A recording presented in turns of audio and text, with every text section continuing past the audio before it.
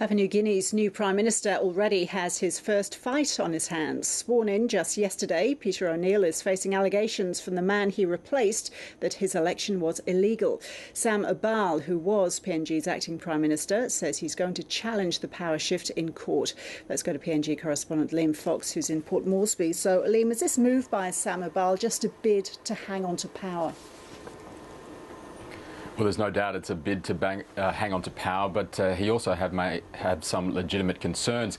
Yesterday's goings-on in Parliament were very unusual. There was no debate allowed on the question of whether the Prime Minister's office was vacant. The Speaker, Jeffrey Nape, refused to allow the government, the then government, to raise points of order.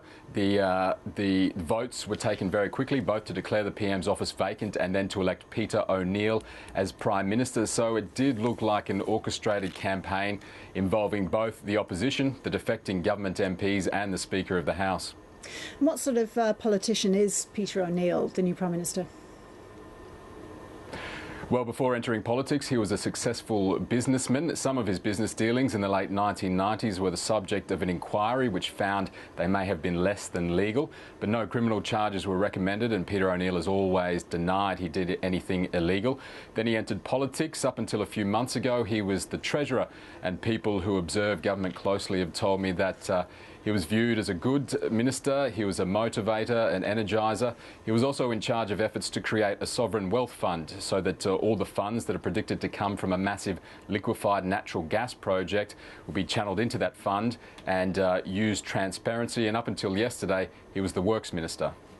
What is Sir Michael Somare, the veteran PM of PNG? What's he had to say about all this? Does he still have a say? Look, we don't know. We don't even know if he knows what happened yesterday. As far as we know, Sir Michael still is in intensive care unit at a Singapore hospital recovering from heart surgery. He's been there for nearly 4 months. There's been very little information released about his condition, and certainly there's been no information released as to whether he knows what's happened yesterday or what he thinks about what has happened yesterday. Now, new cabinet has been sworn in today. What's the new lineup like? Well, 11 ministers were sworn in this morning. It's a mixture of old and new, young and old. Certainly the central plotters in yesterday's overthrow have been rewarded. Belden Nama, who was up until yesterday the opposition leader, is now the Deputy Prime Minister.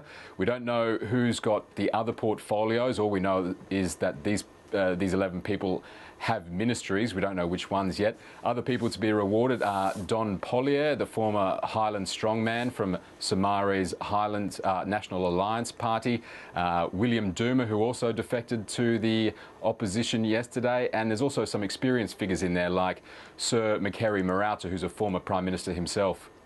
Liam, thank you.